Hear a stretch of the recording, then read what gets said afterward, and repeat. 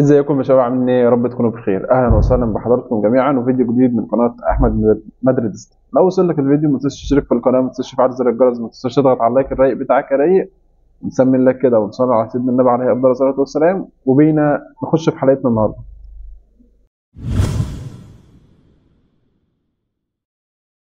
من اكبر المساوئ اللي حرفيا ممكن تقابل اي حد او اي مشجع كوره بمعنى اصح في نهايه كل موسم او لما تيجي في نص الموسم، فهي في فتره كده سيئه او في لحظه سيئه بتعدي عليك. ازاي؟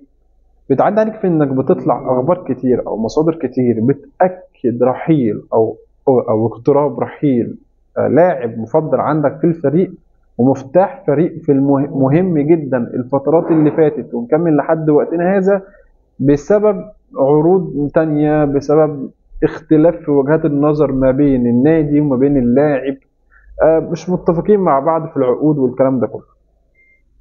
وده بالظبط اللي بيحصل مع علي معلول الفتره دي. علي معلول خلاص هو عقده بينتهي بنهايه الموسم، ولما جم خلاص الاخبار طلعت الفتره اللي فاتت وقال لك ان هو هيجدد وسنتين والكلام ده كله، وان هو علي اصلا عقده حاليا موجود مليون و600 الف دولار في ظل ارتفاع الدولار وفي ظل اسعار الدولار واللي احنا فيه ده كله. فطبعا صعب على النادي جدا ان هو يطلع مليون و600 الف دولار للاعب بعينه. انت لو جيت ضربت مليون و600 الف دولار، لو ضربت بسعر البنك اللي هو 49 جنيه، فهيطلع لك رقم كبير جدا، رقم ده غير مرتبات باقي الفريق. فبالتالي ان انت خلاص انت بتشوف ان انت بتستغنى عن اللاعب ده بعد ما ادى معاك فتره كبيره جدا من الانجازات والنجاحات الكبيره جدا اللي حققها الراجل معاك، وبتوجه له الشكر وبتبتدي تدور على البديل بتاعه. ايا كان البديل عندك، ايا كان انت بتجيبه من بره، ايا كان انت عندك لاعب لسه ناشئ اسمه كريم الدبيس، فبالتالي هو لسه ما عندوش الحموه او الحموه كده او الشراسه بتاعت الماتشات، لسه ما اتحطش في ماتشات صعبه، لسه ما لعبش قدام زمالك، لسه ما لعبش في افريقيا ماتشات تقيله، لسه حاجات كتيره جدا قدام كريم الدبيس لحد لما يقف على رجله وتقول لك خلاص ده خليفه علي معلول في المكان ده كله. طيب النادي الاهلي دلوقتي بيتجه لعوده محمد شكري. محمد شكري هو اصلا ابن من ابناء النادي الاهلي، وكان طلع فريق اول اتدرب فتره ولعب له ماتشين كده، وبعد كده تم رحيله الى سيراميكا كليوباترا. النادي الاهلي حاطط شرط ان هو هيرجع محمد شكري تاني ب 9 مليون جنيه. فانت هترجع محمد شكري، من الناحيه الثانيه هيبقى عندك كريم الدبيس، من الناحيه الثانيه عندك عمر كمال عبد الواحد اللي هو بيلعب باك ليفت بشكل كويس جدا. فانت هتبقى الحلول تعددت عندك. بس الفكره كلها في الاشخاص، في الوظائف بتاع كل شخص. انت هتبقى لسه الجمهور هيبقى حاطط بقى قدامه اي حد هيجي في الباك ليفت ده هيبقى حاطط امال عليه وطموحات عليه ان ده اللي هيسد لي مكان علي معلول، وده هيبقى جريمه احنا بنرتكبها كجمهور نادي اهلي في حق اللاعب دوت. لان انت هتاخد فتره كبيره جدا عقبال ما تتاقلم على غياب علي معلول، وعقبال لما النادي يشوف اذا كان عرف محمد شكري يعوضك عن الغياب ده ولا لا، اذا كان كريم الدبيس يعرف يعوضك عن الغياب ده ولا لا. فانت هتفضل فتره كبيره، الفتره الكبيره دي احنا مش عايزين كجمهور نقع في فخ فكره مفيش بديل لعلي معلول. يعني مع احترامنا لكل الاسامي العظام اللي مرت على النادي الاهلي وكل الاسامي العظام اللي اعتزلت ولعبت في النادي الاهلي، كده كده الاشخاص اصلا دايما بيمشوا والكيان هو اللي بيبقى باقي. ومفيش احسن. انا كفتره انا حضرتها كوره في عز مجد كابتن ابو تريكه وعدنان متعب ومحمد بركات وشادي محمد ووائل جمعه والاسامي الكبيره والعظيمه دي في تاريخ النادي الاهلي. تمام. وبعد ما مشوا النادي كمل وبياخد بطولات عادي، وبيروح كاس العالم للانديه وبيحقق مركز ثالث مرتين، تمام ولا ثلاثه، وبياخد دوري ابطال افريقيا وسوبر افريقيا والدنيا ماشيه ولذيذه وزي الفل. احنا بس اللي عندنا العاطفه بتخلينا نتاثر مع الناس او مع اللعيبه، فبالتالي احنا يعني ما بنبقاش متخيلين رحيل اي شخص عن النادي، فبالتالي بيبقى تاثيرنا عالي معاه، فبتقول لا اصل ده مش عارف يعوض لي غياب علي معلول، اصل انا كان عندي معلول كان بيعمل لي كذا، علي معلول كان بيعمل كذا. انا معاك ان علي معلول كان شايل الفريق في فتره من الفترات على كتافه، مع ان هو باك ليفت لا وينج ولا مهاجم ولا اي حاجه. علي معلول هو كان يعتبر في فتره من الفترات او لحد وقتنا هذا هو من ضمن اهم مفاتيح لعب النادي الاهلي، ما عندناش اختلاف عليها او ما اختلفناش عليها. علي معلول هو احسن باك ليفت في تاريخ النادي الاهلي. ممكن لو قلنا اثنين يبقى علي معلول اولهم، عشان بس برضه نكون قافلين القصه دي كلها. ف بس زي ما قلت اللي جاي هيبقى حاجه مختلفه وقماشه مختلفه خالص. فاحنا يعني نقف وراه. لسه هنشوف الفترات الجايه فيها ايه، لسه هنشوف ازمه الراتب بتاع علي معلول، ومع ان خلاص هو بيبدا خلاص بيدور على انديه خليجيه، سواء في قطر في السعوديه، الوكيل بتاعه بيبدا شغال على الملف ده خلاص. هي باينه اصلا كده، اصل انت في الكوره دايما بتديك اشارات، الاشارات بتاعتها ان هي بتديك كده في حاجات بتبقى باينه، يعني حاجات آه دلائل. فالدلائل بتاعت علي معلول بتقول خلاص ان ده اخر موسم، وش ازمه المرتب بتاعه هو العقبه الكبيره. في حاجه غريبه حصلت ما بتحصلش غير في النادي الاهلي، واحنا ما بنشوفهاش غير في النادي الاهلي. 3000 واحد بيخشوا او بتسمع اساميهم في حته الاختيارات الفنيه، مين مدير فني؟ يمكن ده اخر واحد اصلا بيتم الرجوع ليه. في حاجه اسمها عندك لجنه تخطيط، في حاجه اسمها عندك شركه كوره، في حاجه اسمها عندك مدير فني، وده اخر مرحله من المراحل، مع ان ده المفروض الاول. في اي حته في العالم في حاجه اسمها مدير رياضي، يعني في شركه كوره ولا في لجنه تخطيط؟ مفيش الكلام ده خالص، كل اللي موجود اسمه مدير رياضي. تمام؟ طيب المدير الرياضي ده وظيفته الاساسيه ان هو بيروح يجيب طلبات المدرب او اللعيبه اللي طالبها المدرب، بيحطها قدامه. والله انا عندي، ومش بس كده، ده بيديله بدل اللاعب او بدل اثنين وثلاثه، فالمدرب بيبقى قدامه اختيارات كتير، فبيسهل عليه الدنيا، فبالتالي بيسهل امور الفرقه وبينجح الفريق. وبرضه بيبقى مهتم بجزء التعاقد وجزء الرواتب، فبيقدر ان هو يقعد مع اللعيبه يخفض رواتبهم، زي اليماني بتاع برشلونه اللي كان موجود قبل ديكو، لما جه في اول سنه لابورتا، وقدروا ان هم يخففوا عقود اللعيبه اللي كانت مكسره الدنيا وكانت موديه برشلونه في داهيه. تمام؟ بيجي الراجل دوت بيقعد مع المدير الفني او مع اللعيبه، سواء في تجديد العقود او في تخفيض عقودهم عشان الازمه اللي بيمر بها النادي. احنا ما عندناش الكلام ده، احنا عندنا اسمها حاجه لجنه تخطيط وشركه كوره. مع احترامي لكل الناس اللي في لجنه التخطيط وفي شركه الكوره، بس انتوا ايه وظايفكم؟ ما هو انت مش هتعمل حاجه تمام وتيجي وتعملها غصب على المدير الفني.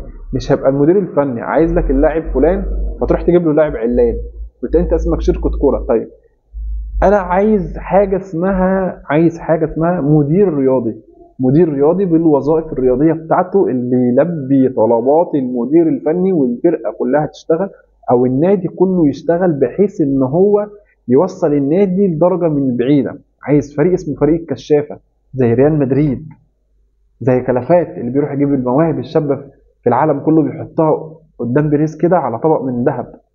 انا عملت ده مؤخرا، ولحد الان انا ما فيش لاعب سمعت عنه فريق كشافه اللي رئيسه كابتن هادي رمزي. ففكره اصل شركه الكوره هتقعد مع كولر، اصل لجنه التخطيط، الكلام ده كله كلام فارغ. احنا بنرجع 3000 سنه لورا. وبعدين مع احترامي برضو للناس دي، فانت الناس دي كبيره في السن، فالناس دي الفترات الحاليه مش عايزه ان تفكير الناس دي، انت تجيب لعيب ناس شباب وخبرات عندك كتير، وانت في النادي الاهلي لا بص، لا حدث ولا حرج، عندك الناس آه الخبرات وولاد النادي اللي يتمنوا ان هم يخدموا النادي كتير جدا. عندك شادي محمد، عندك وائل جمعه، عندك عماد متعب، عماد النحات، عندك كابتن سيد عبد الحفيظ، لو ترجعه تاني مدير رياضي، وده انسب مكان فعلا موجود حاليا ممكن يتحط فيه كابتن سيد عبد الحفيظ. لكن كل اللي عندك ده ملوش اي 30 لازمه وملوش معنى، واحنا مش عايزينه لانها مش نافعه معانا. لجنه التخطيط جابت صفقات السنه، من عماله تجيب صفقات من قبل ما كولر يبدا يمسك، او قبل ما كولر يدخل النادي، وصفقاتها كلها تعبانه، وانت بتعتمد كله على اللعيبه اللي عندك بقى لها 3 و4 و5 سنين. فهو ده ملخص حل لجنه التخطيط عندنا. اما شركه الكوره اللي طلعت لي في المقدر جديد، اقسم بالله العظيم انا ما اعرف هي اتعملت ليه، او ايه لازمتها في النادي، او ايه وظيفتها بمعنى اصح. فانا محتاج حد فعلا يفهمني ايه شركه الكوره في النادي، وايه لازمه شركه الكوره في الاهلي. بس كده. قال لك كمان ان موديست قررت شركه التخطيط او لجنه او شركه الكوره او لجنه التخطيط تقريبا ان هم مش هيجددوا عقد موديست ويكتفوا بالسنه دي. اعتقد والله تعالى اعلى واعلم ان الاداء اللي ظهر بيه وسام ابو علي في اول ماتش ممكن هو ده السبب الابرز في عدم تجديد عقد موديست. وسام ابو علي في اول ماتش سجل هدفين، فرمى اوراق ضماناته للجمهور وللجنه الفنيه اللي هو كولر. فبالتالي حته ان انت يبقى عندك موديست، فهو برضه بياخد له بتاع $1,000,000 هو كمان، فبالتالي هو عامل عندك ازمه فالوضع هيبقى صعب مع الراتب بتاع موديست وازمه الدولار. طيب انا هاخدك لحته تانية، حته ايه؟ ان انا دلوقتي بقيت اشوف كولر بيعتمد على موديست وبيلعب معاه وبينزل اساسي. الراجل لحد دلوقتي مسجل لي 3 اهداف في الدوري، ومسجل في ماتش نهائي السوبر قدام مودرن فيوتشر. فمعنى كده ان الراجل بدات رجليه تيجي في الملعب، واحده واحده بدا يدخل على الفريق والدنيا بدات تمشي معاه. فهل لو الراجل سجل كم معين من الاهداف اللي كولر مخططه او حطه في دماغه الموديست بالذات، هل هيتنازل شركه ده بما تسمى شركه الكوره وبما تسمى اليمه الاخرى لجنه التخطيط عن عدم التجديد لموديست؟ ما انت حطيت نفسك في ازمه وحوار قدام مع المدير الفني. يعني انت وليكن المدير الفني شايف ان شايف ان موديست انا عايزه ومحتاجه ككولر، انا عايزه ومحتاجه، بس لجنه التخطيط تقول لك لا انا مش عايزه. طب انت مالك ساعتها هتعمل ايه؟ ففي هذه الحاله لابد من ان راي المدير الفني هو اللي يمشي، لانه اكتر واحد عالم بالفريق واكتر واحد عارف فرقته محتاجه ايه. زي ما قلت انا هكرر الكلام ده في كذا مره او في اكتر من مره او في كل فيديو لما اجي اتكلم عن الاهلي او اي صفقه تخش الاهلي باختيار كولر، انا هبقى واثق فيها مليون في الميه. لان الراجل دوت في سنه ونص معاه لحد وقتنا هذا واخد له بتاع 7 بطولات، منها بطوله دوري ابطال افريقيا وبرونزيه كاس العالم. اذا احتسبنا برونزيه كاس العالم انها بطوله، بس بالاداء اللي احنا شفناه معاه في بطوله كاس العالم للانديه اللي لعبت في السعوديه، فده راجل يقول لك ان هو عينه حلوه جدا، بيعرف يبقى قريب من اللعيبه. الراجل ده بعد غياب كهربا لحوالي سنه جاب لك كهربا ونزله في اول ماتش قدام الزمالك، وكهربا قدر يسجل هدف. فده علاقه كويسه جدا ما بين كولر وما بين اللعيبه. كولر عايز موديست، وكولر هو اللي مختار موديست، وكولر مصمم على موديست لا ما له وعليه ما عليه. جاب لاعب كبير في السن، الجمهور مش حابب فكره ان اللاعب يبقى عندك كبير في السن، بالاخص انه عنده 35 سنه، بس انت مالكش اي حاجه زي دي في الملعب غير اداء الراجل في الملعب. الراجل بيسجل لك اهداف تمام، الراجل ما بيسجلكش اهداف تهدى وتصبر يا سيد الفاضل. بلاش جو ان انت تقعد تهاجم على الفاضي وعلى المليان، تقعد تطلع وتنكت على اللعيبه، تسلم. زي ما قلت الحاجه دي بتضايقني جدا جدا جدا، ان انت تسلم لاعب عندك في الفريق ايا كان مستواه للاعلام وللجمهور المنافس انه يطلع ينكت ويعمل النكت عليه. فده شيء مرفوض. انا شايف انه موديست هينجح مع الفريق، واتمنى ذلك، لان انا مراهن مع الراجل ده مش عارف ليه، مش عارف. بس انا شايف ان انت جبت لعيب كبير من دوري الماني وكان بيلعب في بروسيا دورتموند وكان بيلعب مع بلينجهام وهالاند والدنيا، فاكيد مش لاعب صغير، اكيد خالص مش لاعب صغير. فانا خلينا نشوف الفترات الجايه في وسط التوقف الدولي اللي احنا فيه، منتخب مصر اللي عنده ماتش يوم الجمعه ان شاء الله الساعه 10 في استاد العاصمه الاداريه الجديده، والكلام ده كله الدنيا رايحه بينا فين، بالذات مع علي معلول. لان رحيل علي معلول هيبقى خبط على الجمهور مثلا هيأثر على الجمهور بشكل كبير جدا. والله يكون في عون اي حد هيلعب مكان علي معلول. بس كده وصلنا لنهايه الفيديو. وزي ما قلت لك لو وصل لك الفيديو ما تنساش تشترك في القناه، ما تنساش تفعل زر الجرس، ما تنساش توصل الفيديو لاكبر عدد من اللايكات. ان شاء الله هنتقابل فيديوهات جايه كتير، واهم حاجه حضراتكم تكونوا بالف خير. والسلام عليكم ورحمه الله وبركاته.